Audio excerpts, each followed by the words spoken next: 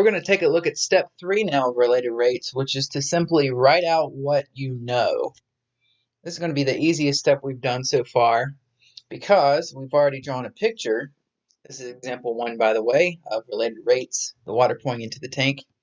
We've already drawn a picture and we've converted words to variables. This is going to be the easiest step, so let's just take a look at this one. Basically you're trying to figure out which of these variables that you wrote out you know. If you look at this problem, it gave you the rate in which the water's coming in, so you can go ahead and say that dV dt, okay, the rate at which the volume is changing with respect to time, is 0.3. Okay, if you want to write the units next to that, that's fine. That'd be cubic meters per minute. Okay, next we know the length of the tank and we know the width. Now, you might be thinking or asking, how do you know, like, what do you know? Well, how many numbers do they give you here?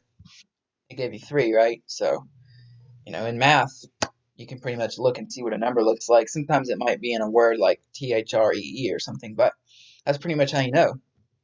So 0.3 meters cubed per minute for that. Length would be 3 meters, and the width would be 3 meters. Again, this is probably the easiest step, but it's kind of important because, well, it's definitely important because you've got to know something in order to solve a math problem.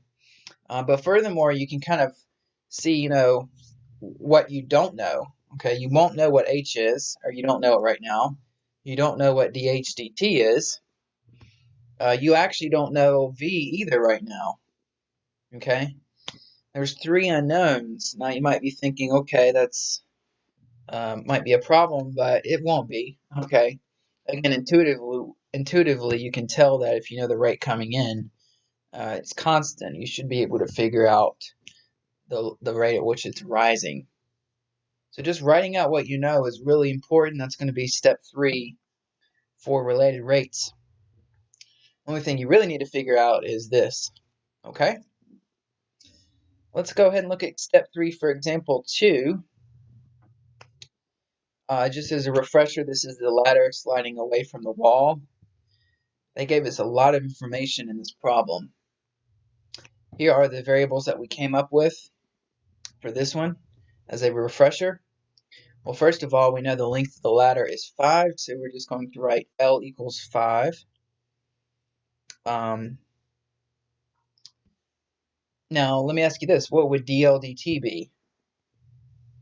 Well, it'd be 0, right? The length of the ladder doesn't change, so the rate at which it's changing is 0. It's constant. All right, next we have at t equals 0, x is equal to 1.5. What else do we know? We know that the ladder is sliding away from the wall at 0.8 meters per second. So we're going to write dx dt equals 0.8 meters per second. Okay? Now, is there anything else the problem gave us we looked through here that we didn't write? And the answer is yes. And the answer is yes. Okay, we do know at time t equals 0, it's 1.5 meters from the wall, but what about at t equals 1? Whoops, let's move this back. At t equals 1, it's going to have a different distance away, and at that time, the velocity of the top of the ladder might be different, right? In other words, it might be falling faster right here than when it was originally falling. So basically at t equals 1 is when we want to figure out, the height at which it's falling. So when we write out what we know, let's just kind of put in a box here. Eventually, t will be equal to 1. Now this one's a little bit more confusing because they give us 2 different times. The initial time, it's 1.5 meters away, and then the time that we're worried about at t equals 1, how fast is it falling? So that's it. We've written out every single number on here as far as what we know. So we know we've been completely thorough for step 3. So again, step 3 is to just write out what you know. Okay. That's it for example 2 of writing out what you know. Let's go ahead and look at example 3. Again, we had water pouring into a conical tank for this one. we could almost just look at the picture here because we took everything in the sentence and we transferred it to the picture. It's falling in at a rate of 6 meter cubed per minute. That involves volume, right? So since we said dVdt was the change in volume of water, we'll write dVdt equals 6. Again, step 3 is to just write out what you know, take those variables from step 2 and assign values to them. That's another way of explaining this. Okay, what else do we know? Well, we know the height of the water is 5. We are interested in how fast is it rising. Now we don't know the radius at that point, but we will be able to figure that out, and I'll give you a hint. We have two similar triangles right here. Here's the bigger one, here's the smaller one. We're going to write out h equals 5. Now for this one, we didn't actually label or write out the variables for the height of the cone or the radius, and they're not really variables actually because they're constant. So you don't have to do that for this problem, although you could.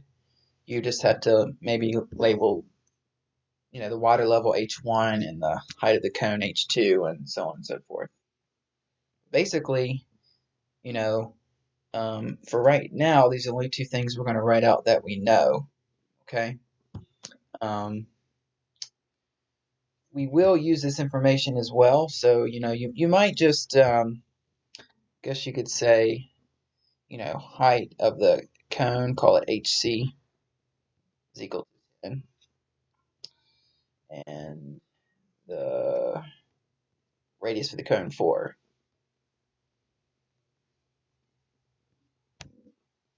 Okay.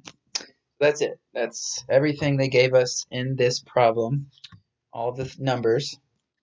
And again, that's going to lead us one step closer to the answer. So far we've drawn a picture, we've converted words to variables, and we write out what we know. So more like an R. We'll look at example 4. Okay. Example 4 was a little bit more involved. We have coffee going from conical filters to a cylindrical coffee pot. We had radius, height, and volume for the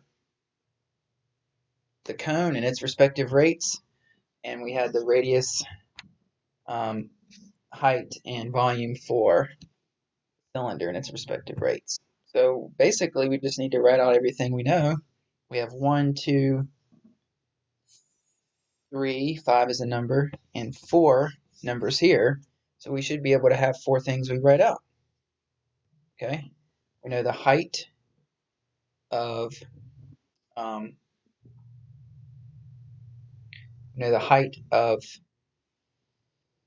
the cone is 6. Okay, and we know the height of the cylinder, but it won't matter because we're actually just worried about the rate at which it's rising, but we can write that out too. So the height of the cylinder is also 5. Let me make sure I wrote H2 as the height of the cylinder. No, H2 is the height of the coffee in the pot, I'm sorry, so we do not know that, so we can't write that out. Okay. D2 is 6. That's the diameter of the coffee in the pot. We do know that. It's going to remain 6 no matter what. It gave that to us in the problem. 6 inches wide. What else do we know? We don't know. We know the rate that the coffee is falling is 1 inch per minute. So remember we said the rate at which the coffee is falling is dH dt. So we're going to write dH1 dt, meaning, remember H1 is the height of the cone. That's going to be -1. It's -1 because it's dropping. And finally, dr2 dt. Rate at which the radius is changing in the cylinder is 0. It will not increase or decrease. So that's it. That's all the numbers they gave us. Again, we're going to use what we know to figure out what we don't know. In this case, how fast, the rate at which the coffee is rising in the pot. That's it for step 3 of writing out what you know. If you have any other questions about this step, let me know.